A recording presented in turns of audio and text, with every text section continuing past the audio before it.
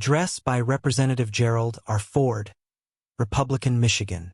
Zionist Organization of America, Pittsburgh, Pennsylvania. September 4, 1971. For release on delivery. I am grateful for this opportunity to be with you at your 74th annual convention. Zionism was born out of the depths of Jewish martyrdom, aspirations, and faith to challenge destiny and end the age-old injustices, prejudices, and persecutions which had so long denied the Jewish people the elementary human rights of dignity and national heritage.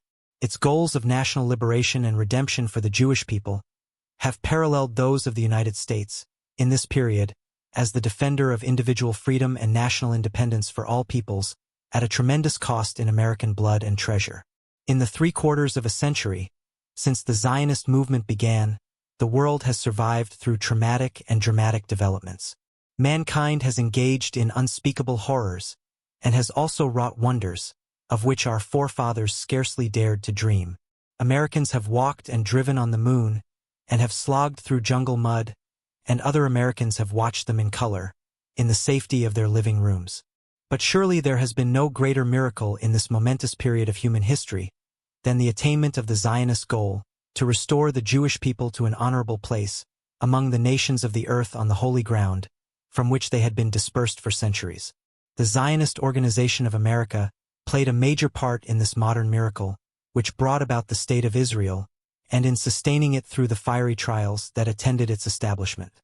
You rightfully take pride in what has come to pass in our time, and all Americans can share a portion of that pride, for it is part of our own pioneer heritage to champion the oppressed and help those who struggle against towering odds, to defend their dignity and freedom.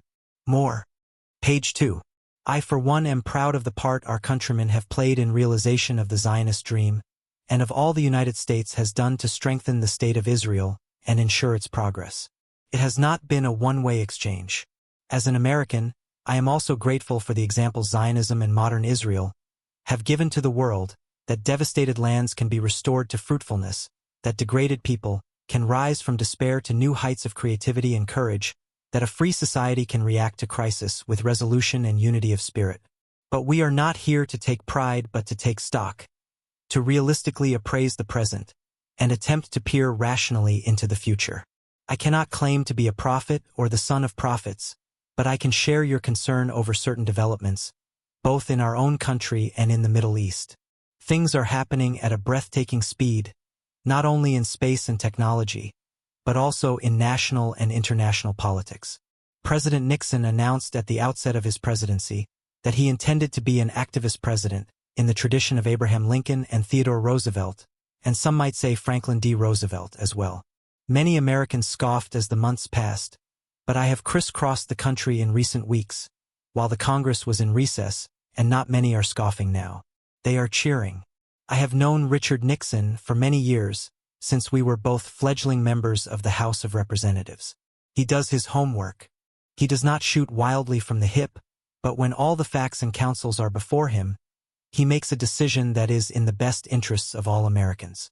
From the moment he concluded the presidential oath, with the solemn words, "So help me God," President Nixon has been acting, not just talking, about his and our country's most painful and perplexing problem: how to extricate ourselves from military involvement in Vietnam. He has acted decisively and courageously, even in the face of a gale of criticism and divisive doubt as in Cambodia, to bring this war to an end, with or without the cooperation of the other side. For many reasons, Vietnam was and had to be the first priority. But President Nixon's vision of the world, as it really is, and his assessment of the hazards to peace, has been perfectly clear from the beginning. Let me quote directly from his February report to the Congress. More. Page 3. Vietnam is our most anguishing problem. It is not, however, the most dangerous. That grim distinction must go to the situation in the Middle East, with its vastly greater potential for drawing Soviet policy, and our own into a collision that could prove uncontrollable. Those words are, if anything, truer and more sobering today.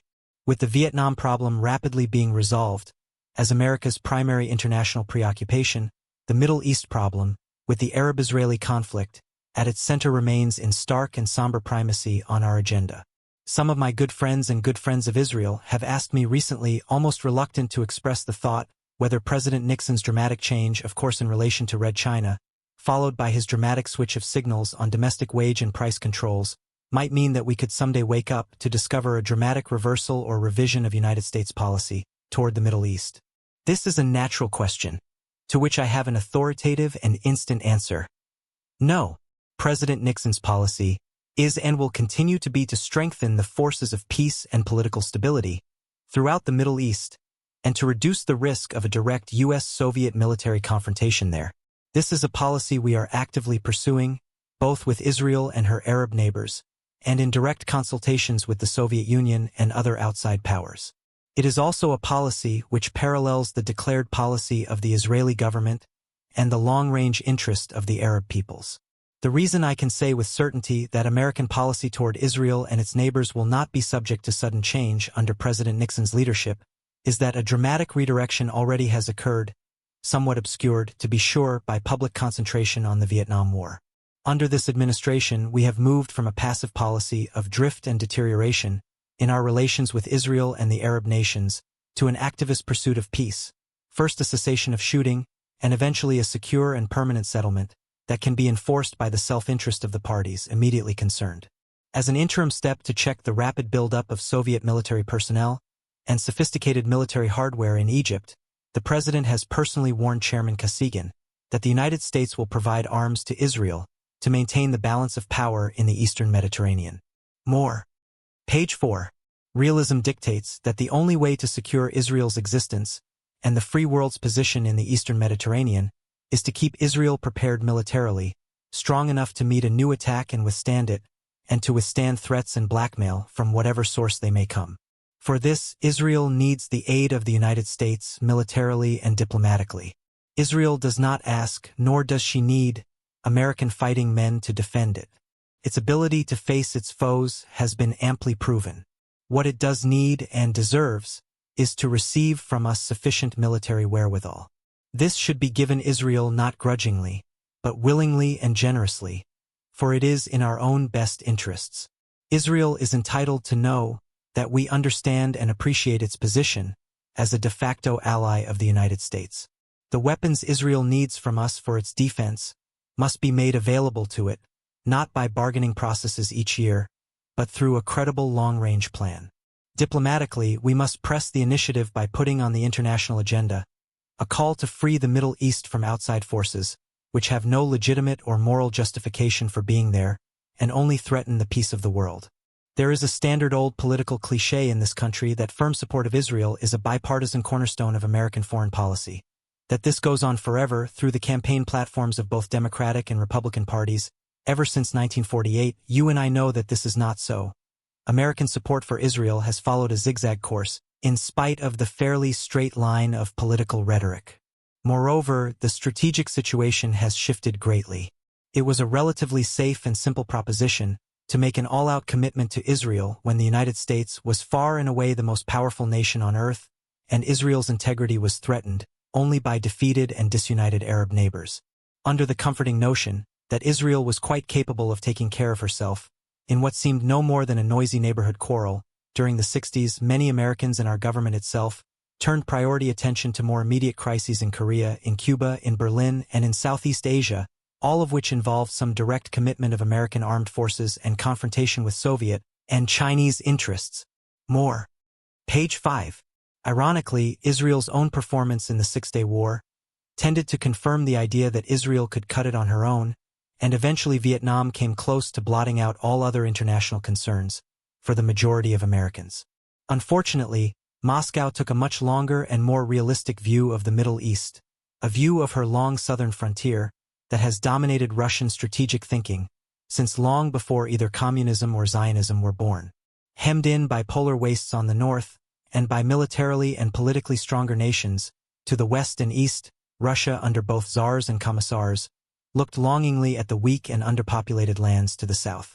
She did not look reverently at these lands as the cradle of civilization and religion, but covetously as the undefended land bridges to Africa and the Indian subcontinent. So it is not surprising that our earliest warnings after World War II that Soviet expansionism had not been buried in the United Nations Charter, came in the form of probes toward Iran, Turkey, and Greece. These threats were turned back, but the Baghdad Pact failed to close the line, and the Russian romance with the Arab world began. It was slowed by the Sixth Fleet and other American and British countermoves to backstop Lebanon and Jordan, but the Russians swiftly set about building a Soviet naval presence in the Mediterranean, which now, according to Admiral Zumwalt's sobering recent report, poses a high risk not only to our Sixth Fleet, but to our total mastery of the seas in everything except strategic nuclear deterrence. We all know that Israel's 120-mile coastline is in fact defined by the U.S. Sixth Fleet against any outright Soviet amphibious intervention, just as Israeli soldiers and airmen man the ramparts of the free world in Israel itself. We are de facto allies, not only because of a common culture and kindred ideals, but by the cold practical consideration of mutual necessity and national interest. Israel stands in the path of the historic Russian drive to the south, where the restive and underdeveloped peoples of Africa and the Indian subcontinent, released from colonial rule, but without a unifying ideology, are ripe for the alluring promises of communism. It is neither in the national interests of Israel nor the United States, nor for that matter of any independent nation including the Arabs, to permit one great power to consolidate its grip on this vital region. More. Page 6. As we wind down our involvement in Vietnam, and President Nixon is winding it down daily, as we shore up and stimulate our domestic economy, itself the victim of a mismanaged and underfunded war, and President Nixon is doing that with vigor, as we look hopefully toward a generation of peace abroad, and tackling the neglected tasks that confront us at home, there is one trend that considerably concerns me. Will the Congress, with a major political contest looming, stand up and be counted when it comes to maintaining the real security and strength of America, and in making up the ground we have lost vis-a-vis the Soviet Union? Let me give you a simple proposition: whatever contributes to the overall defense posture of the United States, contributes to the overall defense posture of Israel and the free world. Whatever diminishes the long-range security of the United States, diminishes the long-range security of Israel and the free world. And, of course, both these propositions can be put in reverse. I am concerned that the Congress and the American people, in their disillusionment and war-weariness of the present moment, will so restrict future funds and support for a realistic defense, that the Soviet momentum, which has moved inexorably forward on all fronts, while we were bogged down in Southeast Asia, will gain such a lead that we can never catch up. Despite recent revelations, most Americans are not fully aware of the extent to which the Vietnam War effort was financed, at the expense of other essential U.S. defense programs, since those who escalated our involvement were unwilling to come to Congress and openly ask for the sums and the sacrifices a commitment of this magnitude and duration demanded. To give one example, since we have spoken of the Soviet challenge to our peacekeeping Sixth Fleet in the Mediterranean. During the 1960s, the Soviet Union spent over 34% of its defense budget on research and development, while we cut ours back to about 18%. In the same period, the Russians modernized 3/4 of their shipyards. We have only modernized 20% of our shipbuilding facilities. Since World War II, most Soviet warships are less than 20 years old. 37% of ours are older. The average Soviet ship is faster, has longer-range firepower and highly efficient and versatile electronics. The U.S. Navy is only now starting to catch up on ship-to-ship missiles of the type. An Egyptian-manned Soviet gunboat used to sink an Israeli destroyer several years. Not they were not needed in Vietnam. More. Page 7. Both in advanced research and in production line weapons, our defense establishment has much ground to regain all across the board. There is an evident effort in Congress to cut such funds even further, some of it generated by the most vocal champions of military aid to Israel. They are found on both sides of the political aisle, and I do not believe this is a partisan form of hypocrisy. Indeed, Democrats and Republicans are both found supporting realistic U.S. defense levels. I respect those who oppose all war as a matter of conviction, and I recognize the right of Americans to disagree as to where our defense effort should be primarily directed, whether towards Europe or Asia or the Middle East, although this is largely determined by the most immediate threat. But the inconsistency of some members of Congress, who shout how they would strengthen Israel, and then vote to weaken the United States, should be rejected by realists in both countries. I hope you will watch for such double talk in the days ahead. Finally, I would like to appeal to you as American Zionists for understanding of what sometimes appears to be contradictory policy toward the Arab countries. It is an ancient Middle East axiom that the enemy of my enemy is my friend, and it is understandable that every administration gesture toward Cairo sends shivers through Tel Aviv. Yet I can assure you that President Nixon and all of his people who are working day and night to bring about a lasting peace in this area have no intention of letting Israel down. They do, however, despite repeated disappointments, cling to the commendable American goal of bringing all nations up to a level of self-reliance and responsibility that will make permanent peace a reality. This is a long-term prospect, and the first step is simply to stop the shooting and keep the guns silent. As we approach the end of another year by the Jewish reckoning, the guns remain silent along Suez. It has hardly been a year of real peace in the area, but it has been a year of no war, and I believe this has been a major achievement of the Nixon administration. When President Nixon took office, he faced a clear choice with respect to the Arab-Israeli impasse, which had existed since the end of the Six-Day War. He could continue to stand more or less aloof and let the forces in the area arrive at their own standoff, with or without renewed hostilities. Or he could involve the United States more actively in the honest broker's role, since United Nations efforts were making little or no progress. More. Page 8. The President promptly chose the activist course to help defuse the ominously ticking time bomb. When about a year ago, his efforts both on a big power level and with the Israelis and Arabs directly appeared stalled and the military situation worsened, the administration stepped up its initiatives and Secretary Rogers was able to obtain a ceasefire along the canal and some agreement by Egypt, Jordan, and Israel to a broad basis for negotiation. Firmness by the United States prevented a serious flare-up on the Syrian frontier and helped enable King Hussein to gain the upper hand over terrorists in Jordan. Stabilization has not been followed by serious direct negotiation, but at least the ceasefire has held.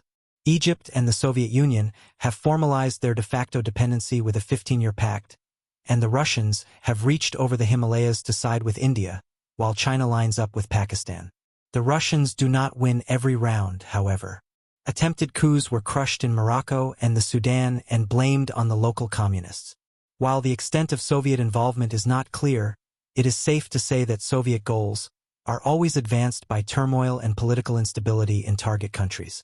On a larger map, we see a hope of reduced tension with Red China and with the Russians in West Berlin, though on Berlin I will wait to read the fine print. President Nixon is making steady progress toward cooling down the whole spectrum of international tensions, but an essential ingredient in this is to maintain a strong and credible defense posture for the United States. I earnestly hope the Congress and the American people will not repeat the mistake we have made after every war in our history by throwing down our strong shields while we beat our swords into plowshares. Certainly the defenders of Israel and their true friends in America will never do so. Thank you, and a heartfelt shalom.